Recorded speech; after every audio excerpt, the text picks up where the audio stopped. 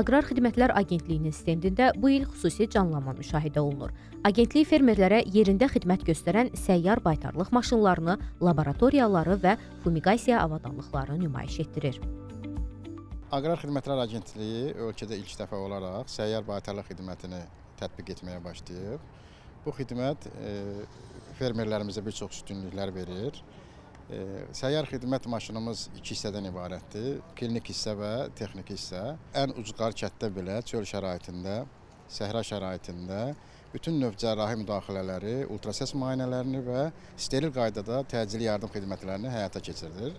Texniki hissədə isə qoyunların qırxılması və çimizdirilməsi və bütün növ heyvanların dırnaq kəsimini həyata keçiririk.